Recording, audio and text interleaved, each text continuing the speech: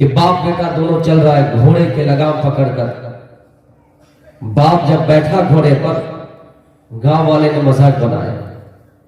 کیسا نالائق باپ ہے کہ باپ اپنے بیٹے کے ہاتھ میں گھوڑے کے لگام رکھے ہوئے ہیں, ان کو پکڑا دیا ہے اور باپ گھوڑے پر سوار ہے.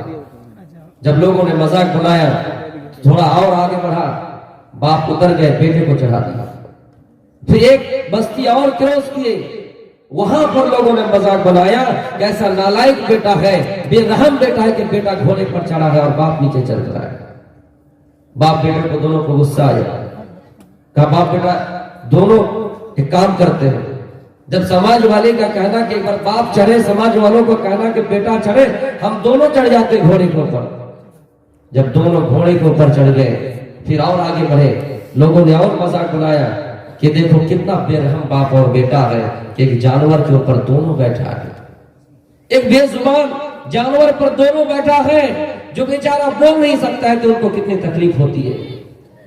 اور غصہ آیا, دونوں اتر گئے اور پیدل چلنے لگے. پھر جب اور آگے بڑھے اتنا خطرناک جملہ کہا, لوگوں نے کہا کہ دیکھو کتنا بیوقوف آدمی ہے, باپ بیٹا دونوں عقل سے خالی ہے, نہ باپ کے پاس دماغ ہے نہ بیٹے کے پاس دماغ ہے, عقل سے خالی, دونوں پیدل چلے جبکہ ان کے پاس سواری موجود ہے. تو میرے بھائیوں یہ سماج کا سسٹم ہے.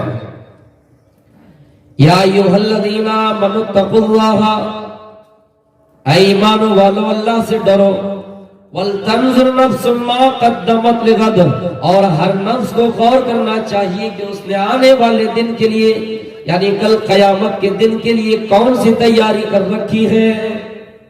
ہر نفس کو اپنے گریبان میں جھانک کر دیکھنا چاہیے. دو عورت کہیں جھگڑ رہی ہے, دو عورت کہیں جھگڑ رہی ہے, لڑ رہی ہے. ایک کی زبان گندی تھی اور ایک کی زبان صاف تھی, وہ برے الفاظ استعمال نہیں کرتے تھے.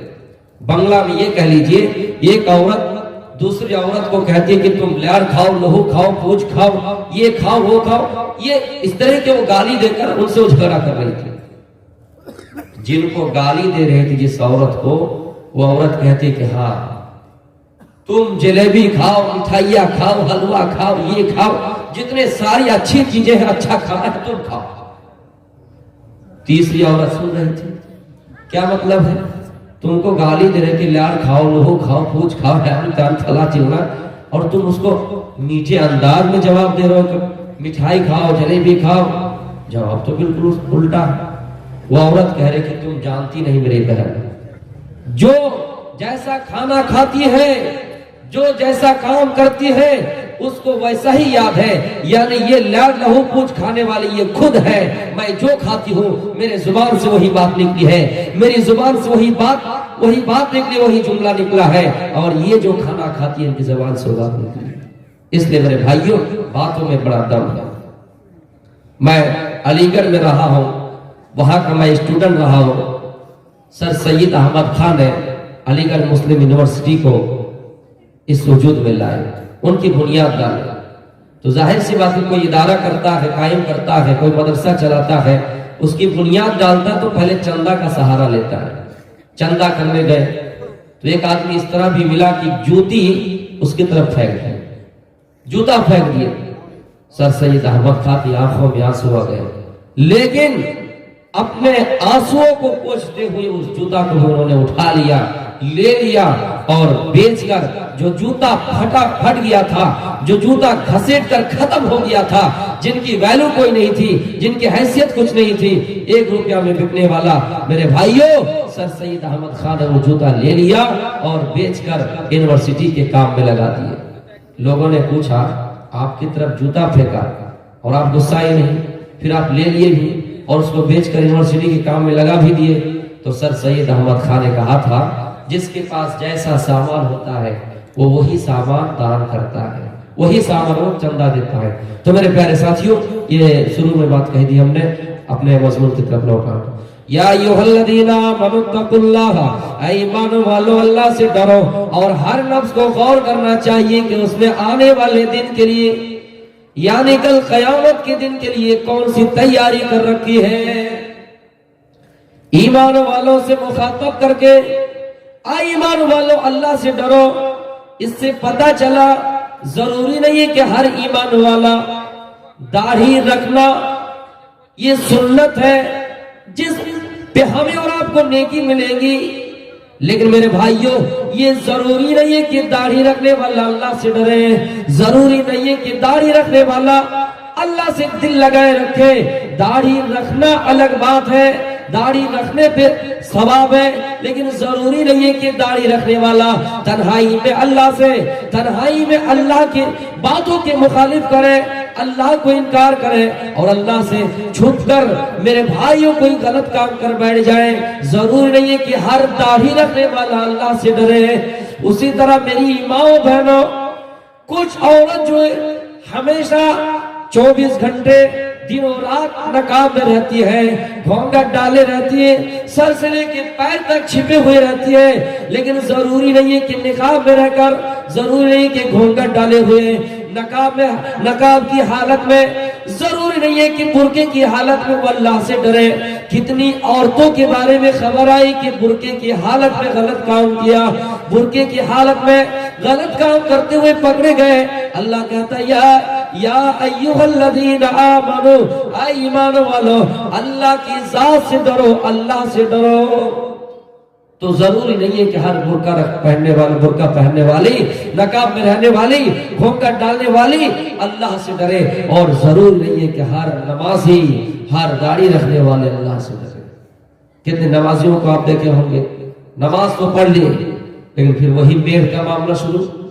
میڑ سمجھ رہے ہیں, بنگالی میں آلی بولتے ہیں. آلی پورے کھیت کو کدالی سے کریدتے جائیں گے, پورے کھیت کو مطلب وہ جوتیں گے, لیکن پیٹ اس کا نہیں بھرے گا جب تک میڑ پر کدالی نہ چلائے.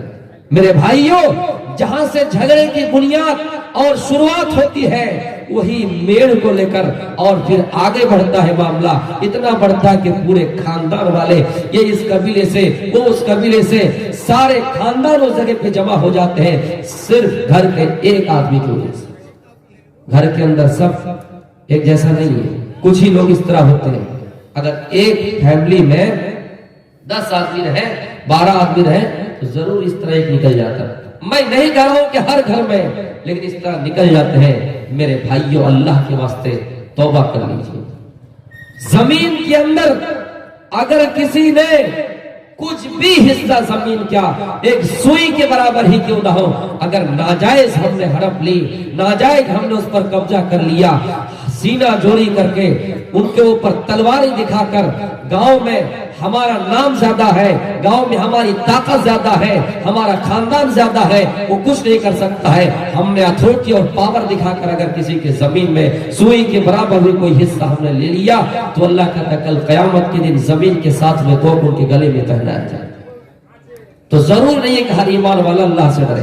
یا ایھا الذین آمنوا اتقوا اللہ, اے ایمان والو اللہ سے ڈرو. اور ہر نفس کو غور کرنا چاہیے کہ اس نے آنے والے دن کے لیے کون سی تیاری کر رکھی ہے. ایک روزے دار روزے کی حالت میں ہے اور قریب ہے کہ افطار کیا جائے, 1 منٹ ٹائم اس کے پاس بچا ہوا ہے, ان کے سامنے کھانا بھی موجود, ان کے سامنے شربت بھی موجود, کھانا موجود ہے. کوئی ایسا ہوتا ہے جماعت میں روزہ افطار نہیں کرتا, اکیلا کرتا ہے. اب دل چاہتا ہے کہ کھانا جب سامنے حاضر ہے اور کوئی دیکھنے والا نہیں ہے تو وہ چاہے تو وہاں پر کھانا کھا سکتا ہے, لیکن اللہ کا ڈر پیدا ہوا, اللہ کا خوف پیدا ہوا کہ روئے زمین میں کوئی دیکھے یا نہ دیکھے. اللہ تو کہتا ہے کہ تم پہاڑوں میں چھپ جاؤ, کسی پہاڑ کے نیچے آ جاؤ, تم سمندر کے نیچے چلے جاؤ, سمندر کی تہہ میں چلے جاؤ, تم کسی بھی کونے میں رہ جاؤ, گھر کے سارے دروازے بند کر دو, کھڑکیاں بند کر دو, روشن دن میں جو ہلکے ہلکے سوراخ ہوتے, ہلکے ہلکے چھید ہوتے وہاں بھی بند کر دو, وہاں بھی کپڑا ڈال دو, لیکن پھر بھی اللہ تمہیں دیکھ رہا ہے, اللہ کی ذات تمہیں دیکھ رہی ہے. میرے پیارے ساتھیوں اسی چیز کو تو تقویٰ کہا گیا, اور قرآن میں اللہ کہتا ہے یا ایھا الذین آمنوا, ایمان والو کتب علیکم الصیام کما کتب علی الذین من قبلکم لعلکم تتقون، تم پر روزے فرض کیے گئے ہیں، اور تمہیں پر نہیں، تم سے پہلے بھی جو لوگ آئے ہیں ان پر بھی روزہ فرض کیا گیا تھا۔ اللہ اس لیے کر رہا ہے لعلکم تتقون، تاکہ تم متقی بن جاؤ، تاکہ تم پرہیزگار بن جاؤ۔ تو میرے پیارے ساتھیوں، اللہ ایمان والوں سے کہتا کہ ڈرو اللہ کی ذات سے۔ اور ایک چیز سمجھ لیجئے، آپ اگر چاہیں گے اللہ کا قانون دیکھیے، اللہ کی قواعد دیکھیے۔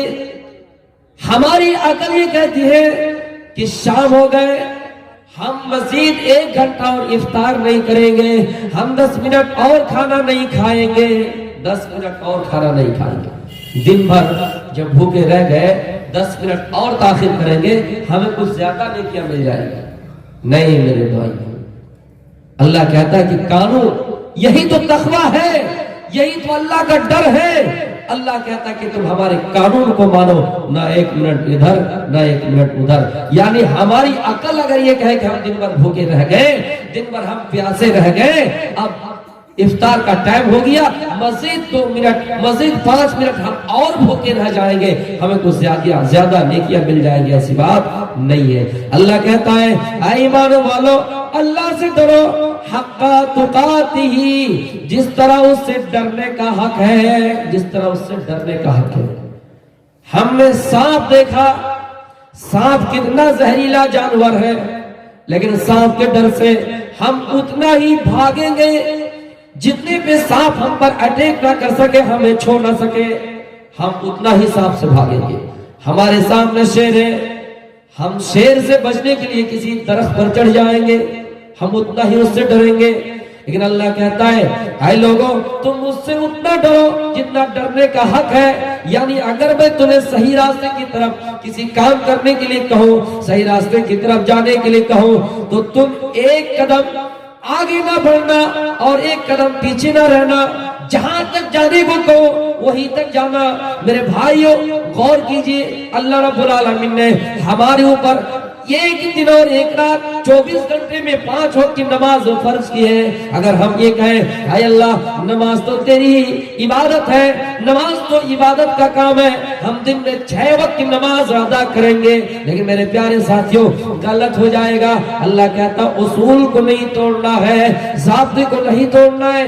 جو ہم نے تمہارے قانون بنا دیا، جو ہم نے تمہارے لیے بات متعین کر دی، ہم نے تو تمہارے لیے دین مکمل کر دیا ہے۔ حجۃ الوداع کے موقع پر قرآن کی آیت نازل ہوئی اور اللہ رب العالمین کہتا ہے الیوم اکملت لکم دینکم واتممت علیکم نعمتی ورضیت لکم الاسلام دینا۔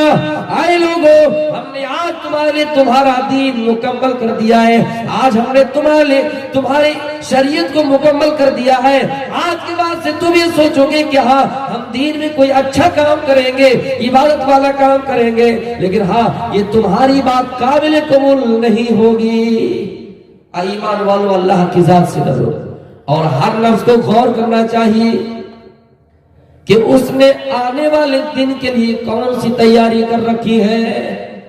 اے لوگو، دنیا میں اپنے زندگی پر جھانک کر دیکھو، اللہ کہتا ہے جب حساب و کتاب ہوگا، کچھ بندے اس حال میں اللہ کے پاس آئے گا جن کی دنیا میں زیادہ تر نیکیاں نہیں ہوں گی، نیکیاں نہیں کیے ہوں گے، زیادہ تر اچھے کام نہیں کیے ہوں گے۔ اللہ کہے گا او فرشتوں، اس کو بھی جنت دے دو، ان آدمیوں کو بھی جنت دے دو۔ فرشتہ کہے گا اے اللہ اس کے پاس تو کچھ ہے ہی نہیں۔ اللہ کہے گا ڈھونڈو، اللہ کہے گا ڈھونڈو۔ میرے بھائیوں، پوری زندگی میں انسان اگر کچھ بھی نیک عمل کیا ہے، کچھ اچھا کام کیا ہے، اللہ ہو سکتا ہے اسی کام کے بدولت، اسی اچھے کام کے بدولت ہمیں اور آپ کو جنت دے سکتا ہے۔ اس لیے کوئی بندہ یہ کہتا ہے کہ ہم زندگی پر گناہ ہی گناہ کیے ہیں، مرنے کے ٹائم آخری وقت میں اللہ کی عبادت کیوں کریں، آخری ٹائم پہ ہم اللہ کو یاد کیوں کریں، آخری ٹائم پہ حج کیوں کریں، آخری ٹائم پہ ہم اللہ کی عبادت کیوں کریں، آخری ٹائم پہ ہم زنا کیوں چھوڑیں، آخری ٹائم پہ ہم چوری کیوں چھوڑیں، آخری ٹائم پہ ہم ڈاکہ کیوں ڈالنا چھوڑے؟ میرے بھائیوں اللہ کہتا ہے میرے بندو تم دنیا میں گناہ کرتے ہو لیکن جب میرے پاس آخری عمر میں بھی آتے ہو تو میں تم سے بہت خوش ہو جاتا ہوں۔ کچھ لوگ ہوتے ہیں کہتے ہیں کہ ہماری زندگی اتنی چلی گئی اب کیا کرنے کی کر کے، اللہ کہتا ہے کہ ہمیں جنت دینے کے لیے کوئی بہانہ چاہیے، رب کی بخشش کے لیے کوئی بہانہ تو ہونا چاہیے۔ دنیا میں جتنا ہو سکے آپ اچھا عمل کیجئے اور اس کے بدولت اللہ رب العالمین آپ کو جنت دے دے گا۔ آپ کو معلوم ہوگا کہ 3 آدمی جب غار میں پھنس گئے، آپ کو اچھی بات بتا رہا ہوں، 3 آدمی جب غار میں پھنس گئے تو انہوں نے اچھے عمل کا وسیلہ پکڑا، اچھے کام کو یاد کیا اور کہا کہ یا اللہ ہم نے یہ کام کیا تھا، ہم نے وہ کام کیا تھا۔ کسی نے کہا تھا کہ ہمارے والدین بوڑھے ہو چکے تھے، ہمارے ماں باپ بوڑھے ہو چکے تھے، ہمارا دستور تھا کہ ہم جب بھی کھانا بناتے، جب بھی بکری کا دودھ دھوتے، سب سے پہلے اپنے والدین کو پلاتے، سب سے پہلے ماں باپ کو پلاتے۔ تو میرے پیارے ساتھیوں اللہ رب العالمین بھی ہمارے اور آپ کے کوئی اچھے اعمال تلاش کریں گے، ڈھونڈیں گے، دیکھیں گے ہماری ڈائری میں اللہ رب العالمین کو اگر پسند آ جائے تو اللہ رب العالمین اسی چیز کی بدولت ہمیں اور آپ کو جنت دے دے گا۔ معمولی نہ سمجھے، ایک عورت بدچلن ہے، ایک عورت بدکاری کر رہی ہے، طوائف ہے، زنا کر رہی ہے، اپنے جسموں کو بیچ رہی ہے، لیکن ایک پیاسے کتے کو پانی پلانے کی وجہ سے اللہ کے نبی کہہ رہے ہیں یہ عورت کیا ہے؟ جنتی۔ یہ ایک عورت زندگی بھر عبادت تو کیے، نیکی تو کیے، لیکن ایک بلی کو باندھ کے رکھ دیا، پیاسے رکھ دیا، نہ کھانا دیا نہ پانی دیا۔ میرے نبی صلی اللہ علیہ وسلم کہتے کہ یہ عورت جہنم۔ اس لیے ہم اور آپ نیکی کو ہلکا نہ سمجھیں، اس لیے ہم گناہ کو بھی ہلکا نہ سوچیں اور نیکی کو بھی ہلکا نہ سوچیں۔ کوئی بھی اچھا کام دنیا میں کر کے جائیے، ہو سکتا ہے کہ اسی کی بدولت اللہ غفور رحیم ہے، اللہ معاف کرنے والا ہے، ہمیں جنت دے دے۔ میرے بھائیوں اس لیے اللہ کہتا ہے وَلْتَنْظُرْ نَفْسٌ مَا قَدَّمَتْ لِغَدٍ، ہر نفس کو غور کرنا چاہیے کہ اس نے آنے والے دن کے لیے کون سی تیاری کر رکھی ہے۔ ایک مولوی صاحب جب دین کی خاطر، اسلام کی خاطر چلتا ہے، ایک مدرسے کو چلانے کی خاطر چندہ کے لیے جاتا ہے۔ ابھی رمضان کا ماحول ہے، ابھی رمضان کا مہینہ سامنے آ رہا ہے، کتنے مسلمان، کتنے مولوی ایسے ہیں، کتنے عالم ایسے ہیں جو مدرسے کی خاطر، مدرسے کو چلانے کی خاطر ہماری بچیاں وہاں پڑھیں گی، ہمارے بچے وہاں پڑھیں گے، دین کا کام ہوگا، مدرسے کے خاطر چندہ کے لیے باہر جاتے ہیں، کوئی کیرل جاتے ہیں، کوئی ممبئی جاتے ہیں، کوئی دہلی جاتے ہیں، کوئی حیدرآباد جاتے ہیں۔ میرے بھائیوں قربان جائیے، کچھ لوگ ایسے بھی ملیں گے جو یہ کہیں گے کہ اپنے پیٹ کے لیے جا رہے ہیں، کچھ لوگ ایسے بھی ہوں گے جو کہیں گے اپنے بال بچوں کے لیے جا رہے ہیں۔ ہاں اللہ نے جب پیٹ دیا ہے، اللہ رزق کا مالک ہے، اللہ کہتا ہے وَمَا مِن دَابَّةٍ فِي الْأَرْضِ إِلَّا عَلَى اللَّهِ رِزْقُهَا۔ اے لوگوں دنیا میں زمین میں کوئی ایسا جاندار نہیں جن کا رزق ہمارے ذمہ میں نہ ہو۔ وہ مولوی صاحب اپنی بیوی کی محبت چھوڑ کے جاتا ہے، وہ مولوی صاحب اپنی اولاد کی محبت چھوڑ کے جاتا ہے، چندہ کی خاطر، تعاون کی خاطر کہ مدرسہ چلے، ہمارے بچے وہاں پڑھیں، ہماری بچیاں وہاں پڑھیں، نبی کا مدرسہ چلتا رہے، وہاں قرآن کی تعلیم جاری رہے، وہاں قرآن کا درس ہو۔ میرے بھائیوں لیکن کتنے ایسے لوگ ہیں جو ان کو زبان سے تکلیف دیتے ہیں اور کہتے ہیں دیکھو رمضان کا مہینہ آیا اور یہ چل گیا جھولا اپنے کندھے پہ کر کے۔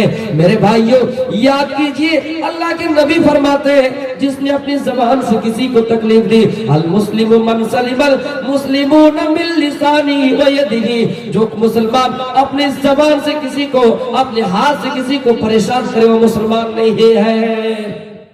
ہم اور آپ سمجھتے ہیں کہ یہ بول بھی اپنے پیٹ کے لیے گیا۔ آپ سوچ کر دیکھیں اگر وہ نہیں جائے تو یہ مدرسہ کیسے چلے گا؟ ہماری اور آپ کتنی اوقات اگر ہے بھی تو ہم استعمال نہیں کرتے، مدرسہ چندے کے بغیر چلے گا نہیں۔ کتنے لوگ ایسے ہیں جو مؤذن کو پریشان کرتے ہیں، امام کے پیچھے لگے ہوئے ہیں، یہ امام اگر رہے گا تو ہم نہیں آئیں گے مسجد میں، اگر یہ نہ آئے تو ہم آئیں گے، یہ رہے تو ہم نہیں آئیں گے۔ میرے بھائیوں حضرت عیسیٰ کے بارے میں لوگ سوال کرتے ہیں کہ عیسیٰ آسمان پر ہے، کھانا کہاں سے مل رہا ہے؟ گاؤں میں امام ہے، گاؤں میں مؤذن ہے، گاؤں میں مولوی صاحب ہے، لیکن ان کے گھر میں کھانا ہے یا نہیں یہ پوچھنے کی نوبت نہیں آتی ہے۔ عیسیٰ علیہ السلام آسمان کے اوپر کھانا مل رہا ہے۔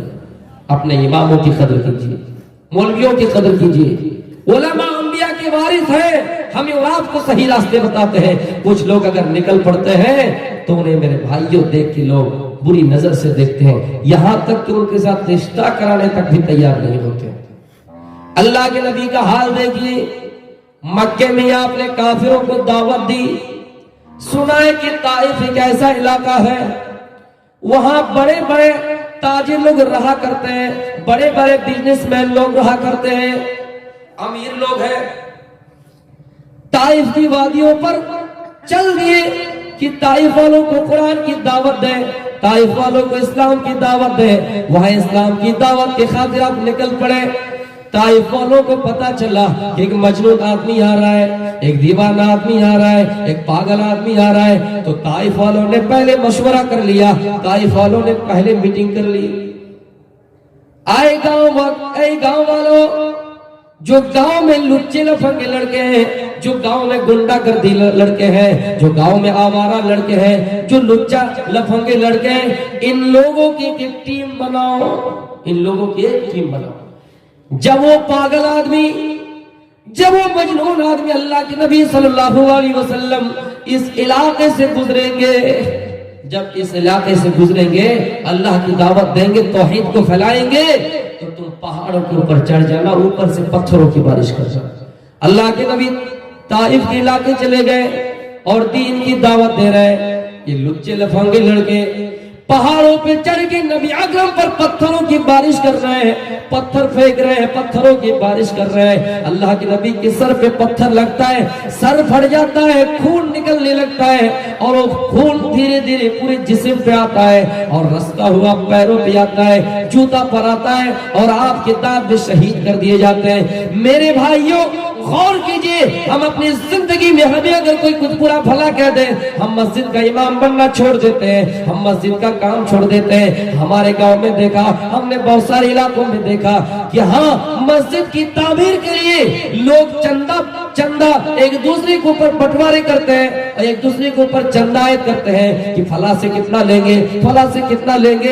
एक आदमी चंदा कलेक्शन करने के लिए, उसको कलेक्ट करने के लिए, उसको जमा करने के लिए घर घर जाते हैं। कोई अगर कुछ कह दे, मजबूरी सुना दे कि हाँ आज नहीं दे पाएंगे, कल हम आपको जमा कर देंगे या हम कल आपको दे देंगे, आप आ जाइएगा। वो आदमी बार बार कहता है, क्या मैं तेरा नौकर हूँ, क्या मैं तेरा ये हूँ, क्या हमको तुमने खरीद लिया है। तो मेरे भाइयों गौर कीजिए, चंदा देने वालों को भी समझना चाहिए कि हाँ, हम खुद जाकर जमा कर दें या फिर कोई आए तो दे दे। हाँ, अगर मजबूरी हो, कोई उठाने के लिए आए, कोई कलेक्शन करने के लिए आए और आप दे ना पाए और आपको उल्टा सीधा कह दे और वो कह दे कि मैं इस्तीफा दे रहा हूँ, मैं चंदा कलेक्ट नहीं कर सकता, मैं चंदा जमा नहीं कर सकता, मैं चंदा उठा नहीं सकता, और वो आदमी उस चीज से इस्तीफा दे देता है। दुनिया में कुछ परेशानी आई, हमने वो इस्तीफा दे दिया। भाई फ्री का काम है, कौन करेगा?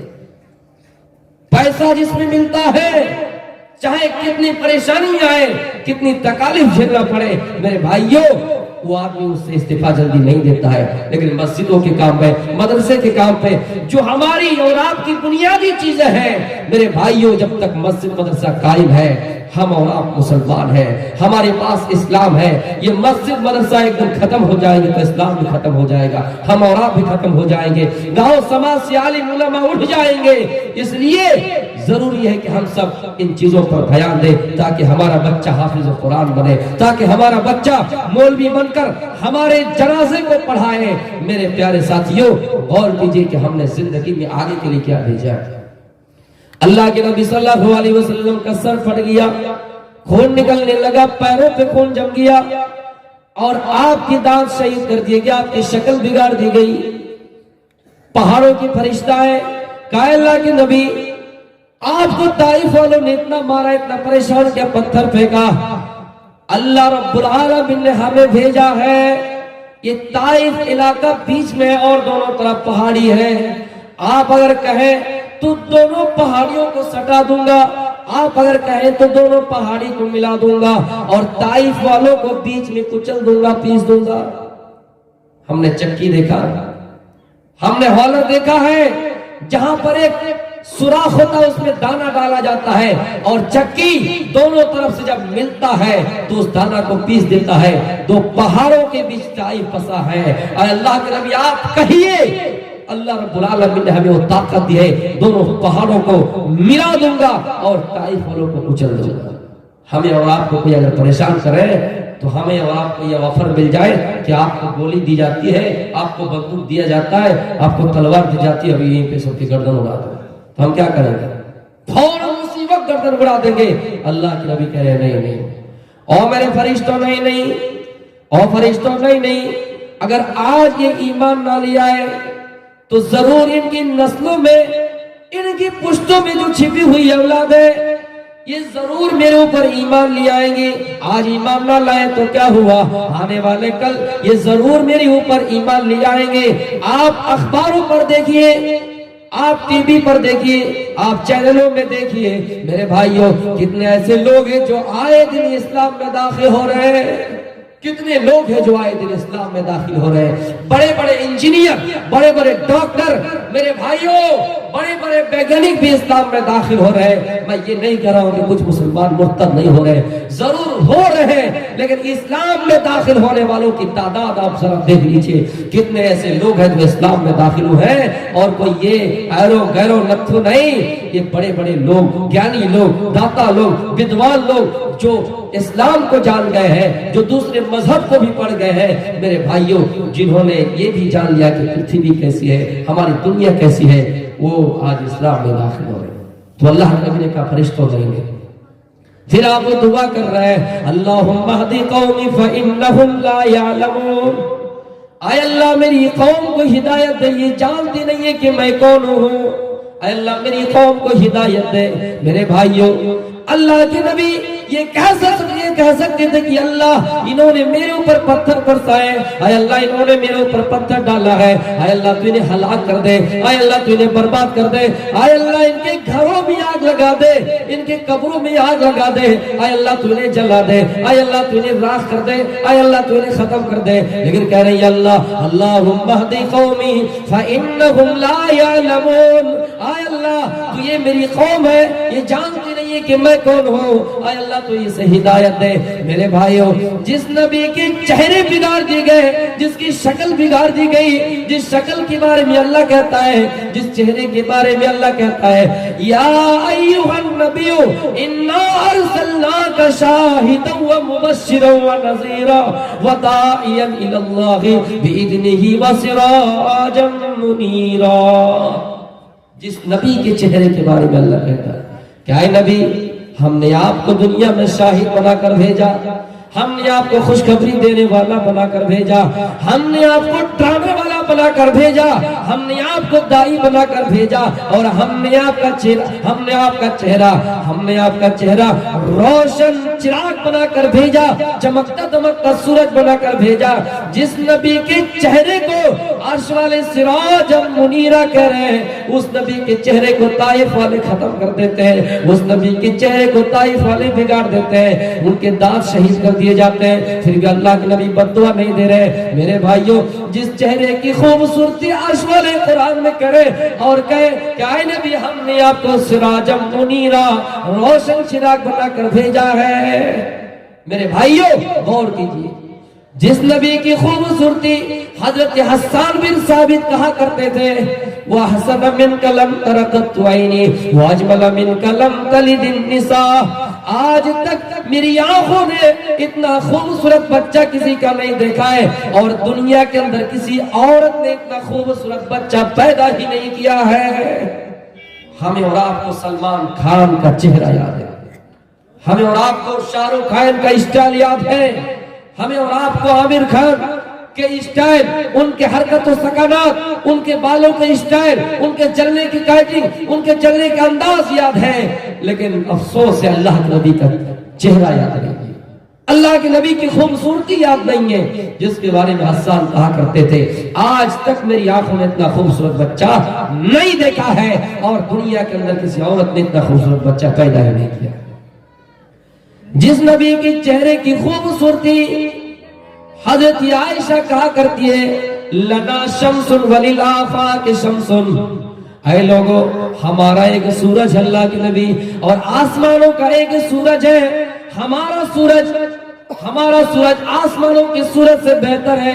وَالشَّمْسِ خَيْرٌ مِّن شَمْسِ السَّمَاءِ، ہمارا سورج آسمانوں کے سورج سے بہتر ہے، اس لیے کہ فَإِنَّ الشَّمْسَ تَطْلُعُ بَعْدَ فَجْرٍ، آسمان کا سورج تو ہے جو دن میں فجر کے بعد چمکتا ہے، دن میں فجر کے بعد نکلتا ہے، اور میرا سورج وَالشَّمْسِ طَالِعٌ بعد العشاء، جو رات کے وقت عشاء کے بعد میرے بستر پہ چمکتا ہے. میرے بھائیوں، اللہ کے نبی کو سورج بتا رہے ہیں اور کہہ رہے کہ اللہ کے نبی ایک سورج ہے اور آسمانوں کا ایک سورج ہے. اللہ کے نبی آسمانوں کے سورج سے بہتر ہے، اس لیے کہ اللہ کے نبی رات میں چمکتے ہیں اور آسمانوں کا سورج دن میں چمکتا ہے. حضرت عائشہ اپنے شوہر کی تعریف کر رہے ہیں. میری ماں بہنوں، اگر اس جلسے میں آئی ہو تو سنو، کوئی عورت اپنے شوہر کی تعریف کرتے تو بہت بڑی بات ہوگی. کسی نے کہا تھا، ایک پیر صاحب، ایک امام صاحب نے کہا تھا کہ وہ میری بیوی، تو جانتی ہے جو آسمانوں میں چل رہا تھا مصلے کے ساتھ وہ کون تھا؟ بیوی کہنے لگی، ہم نے دیکھا تو ہے کہ کوئی چل رہا تھا، لیکن کون تھا مجھے نہیں معلوم. شوہر کہتے وہ میری بیوی، وہ تو میں ہی تھا. بیوی کہہ رہے اچھا، اس لیے تو پوجا بنگالی میں بولتے پوجا لگ رہا تھا، ٹیڑھا اڑ رہا تھا. تو میرے بھائیوں، جو عورت اپنے شوہر کی تعریف کرے، آپ سمجھ لیجئے کہ وہ عورت گھر کی رانی ہے. میری ماں بہنوں، آپ کو اگر اپنے گھر کی رانی بن کر رہنا ہے تو آپ کو یہ سمجھنا چاہیے کہ آپ کا شوہر جب آپ کے گھر میں آئے، آپ کے پاس ہزاروں ٹینشن ہو، آپ کے پاس ہزاروں مصیبتیں ہو، آپ کو نند نے پریشان کیا، آپ کو دیور نے پریشان کیا، آپ کو دیورانی نے پریشان کیا، گھر کے اندر ساس سسر نے پریشان کیا، ان چیزوں کو آپ سامنے رکھ دیجئے. شوہر جیسے گھر میں آئے، التی تسرہ اذا نظر، جب آپ کے اوپر دیکھے پہلے ہی نظر میں شوہر آپ سے خوش ہو جائے. ایسا نہیں کہ آپ اپنے چہرے کو 5 کلو بنا لیں، آپ اپنے چہرے کو 10 کلو بنا لیں، اور شوہر گھر کے اندر داخل ہوتے ہی نند نے کیا، ساس نے کیا، سسر نے کیا، آپ نے ساری باتوں کو ڈائری میں نوٹ کر لیا، اپنے دماغوں میں بھر لیا. جیسے شوہر آئے، اور شوہر ہو سکتا ہے راستے میں پریشان ہو کر آئے، تھکا مندہ آئے، بزنس میں برکت نہیں ہوئی، کاروبار میں برکت نہیں ہوئی، میرے بھائیوں پریشان حال ہے، اور آپ نے اس کا دماغ اور ہی آگے بڑھا دیا، گرم کر دیا، تو پھر وہ شوہر اپنے گھر کو برباد کر دیتا ہے. تو میری ماں بہنوں، آپ گھر کے رانی ہیں، لیکن بن کے کیسے رہنا ہے، اس چیز کو یاد رکھیے گا. تو اللہ کے نبی کی تعریف کون کر رہے ہیں؟ حضرت عائشہ. یہ بہت بڑی بات ہے. وَلْتَنْظُرْ نَفْسٌ مَا قَدَّمَتْ لِغَدٍ، ہر نفس کو غور کرنا چاہیے کہ اس نے آنے والے دن کے لیے کون سی تیاری کر رکھی ہے. اللہ کے نبی کے زندگی کا حال ہے. میرے بھائیوں، جو نبی صحیح سے کھانا نہ کھایا ہو، جس نبی کے پاس گھر میں کھانا تک صحیح سے نہ بنا ہو، وہ نبی میرے بھائیوں دنیا میں اپنی امت کی فکر میں زندگی کاٹ دیے.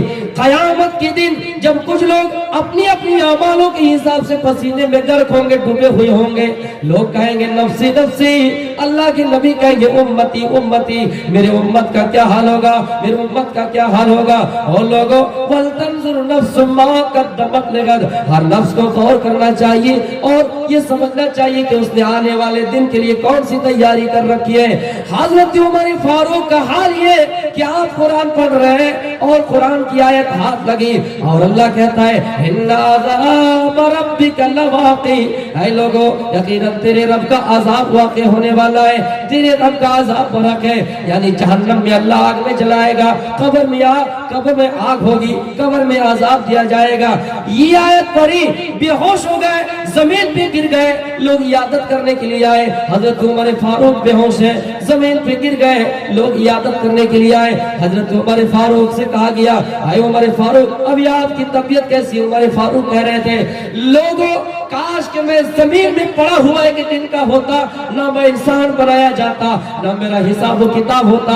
اے لوگوں اللہ اگر آسمان سے آواز دے، آواز دینے والا آواز دے اور کہے دنیا کے اندر سارے لوگ جنتی ہیں، ایک ہی جہنمی، تو حضرت عمر اپنے آپ کو محسوس کرے گا کہ میں ہی جہنمی ہوں.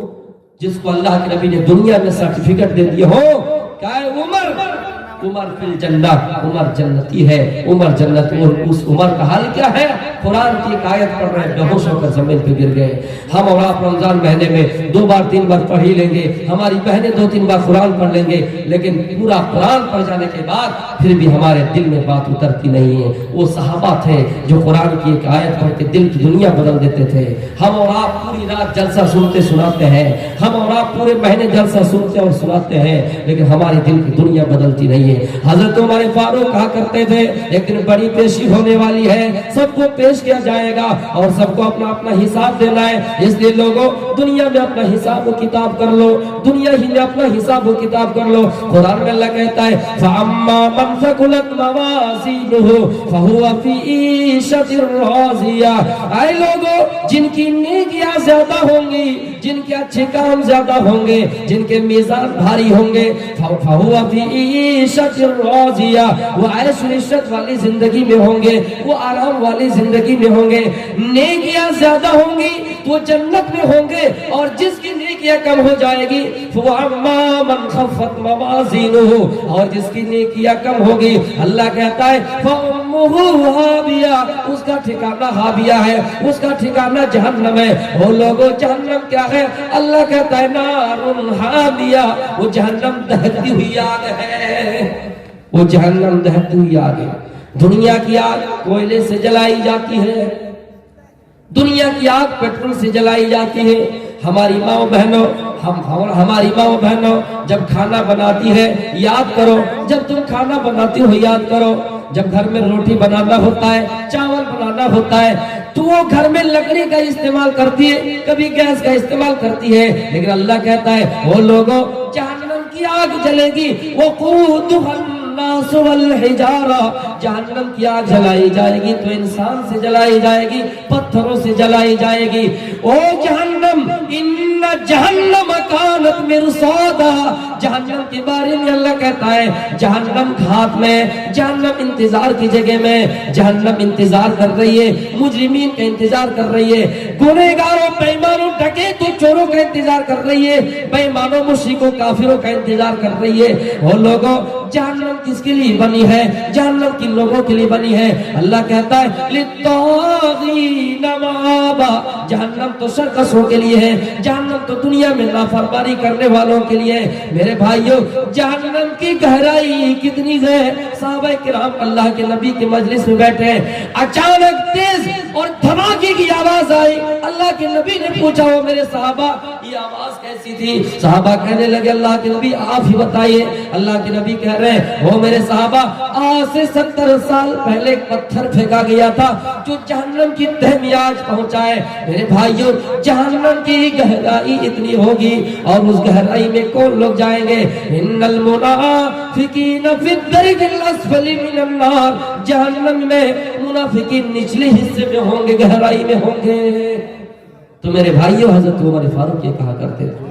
حضرت عثمان غنی کا حال ہے، حضرت عثمان غنی بحیات ہے، اللہ کے نبی کے پاس کوئی صحابہ آئے، عمر آئے، ابو بکر آئے، آپ کے کچھ جسم کا حصہ کھلا تھا، آپ نے اس کا پردہ نہیں کیا، جیسے عثمان غنی آئے آپ نے پردہ کر لیا۔ حضرت عائشہ بعد میں کہتی ہے اللہ کے رسول آپ کے گھر میں عمر آئے، آپ کے گھر میں ابو بکر آئے، آپ نے پردہ نہیں کیا، لیکن جب عثمان آئے تو آپ نے جلدی سے پردہ کیوں کر لیا؟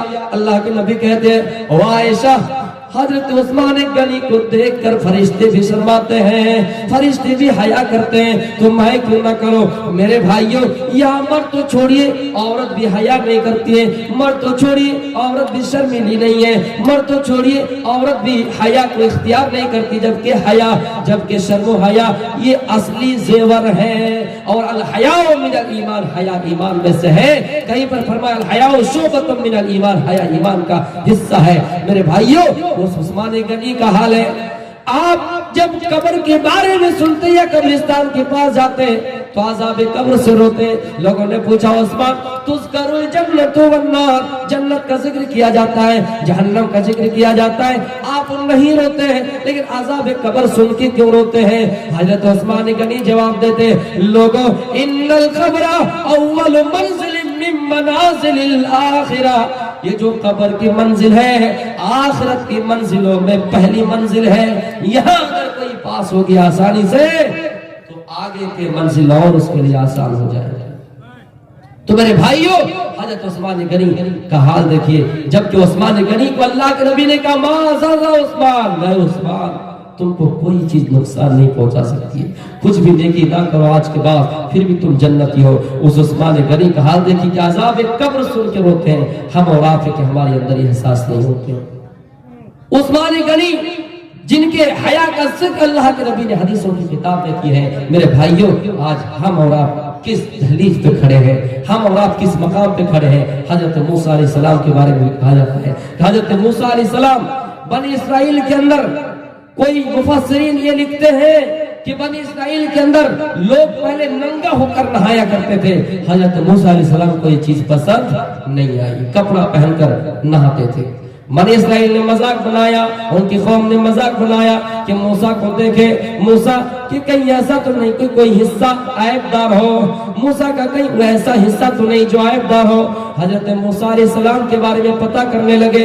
موسیٰ علیہ السلام ایک پتھر پر اپنا کپڑا رکھ دیتے ہیں اور غسل کرنا شروع کر دیتے ہیں۔ اللہ نے حکم دیا پتھر موسیٰ کا کپڑا لے کر وہ بھاگ جاؤ، موسیٰ کا کپڑا لے کر دور ہو جاؤ۔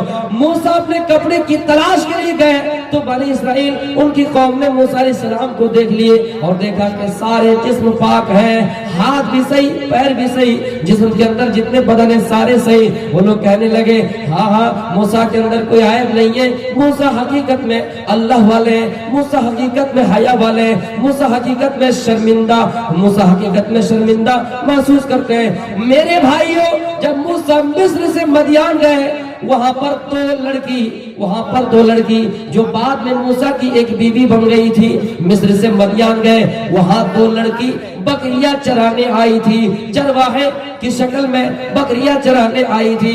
میرے بھائیوں، اور دستور تھا ایک کنواں ہے، بڑا سا کنواں ہے، اور چرواہے جب گھر جانے کا ٹائم قریب ہو جائے، جب گھر جانے کا وقت ہو جائے تو اپنے مویشیوں کو، اپنے جانوروں کو پانی پلانے کے لیے اس کنویں میں جائیں گے، پانی پلانے کے لیے اس کنویں میں جائیں گے۔ سارے لوگ جتنے لڑکے تھے، جتنے مرد حضرات تھے، سارے لوگ پانی پلانے کے لیے چلے گئے۔ یہ دونوں شرمیلی عورت، دونوں شرمیلی لڑکی دور میں کھڑی ہے۔ موسیٰ علیہ السلام نے دیکھا تو پوچھا کیا حال ہے، یہاں کیوں ہو؟ موسیٰ علیہ السلام نے پوچھا یہاں کیا کر رہی ہو؟ انہوں نے کہا ہم بکریاں چرانے آئے ہیں، ہم یہاں بکریاں چرانے آئے ہیں۔ کیوں؟ اس لیے کہ وہ ابونا شیخ کبیر، ہمارے باپ بوڑھے ہو چکے۔ مجبوری بیان کی کہ ہاں ہمارے باپ بوڑھے ہیں، وہ جانوروں کو چرانے کا آیا نہیں کرتے ہیں، نہیں آ پائیں گے، دقت ہے، پریشانی ہے۔ پتا چلا اس دور میں عورتیں اگر گھر سے باہر نکلا کرتی تھی تو مجبوری میں، اور اس دور میں عورتیں گھر میں رہتی بھی ہیں تو مجبوری میں۔ میرے بھائیوں، یہ کوئی غلط بات نہیں کر رہا ہوں، صحیح بات ہے، ریئلٹی یہی ہے، سچائی یہی ہے کہ ہمارے اس دور میں عورتیں گھر میں رہتی ہے تو مجبوری میں رہتی ہے، اور اس دور میں عورتیں اگر نکلا کرتی تھی گھروں سے باہر تو مجبوری میں۔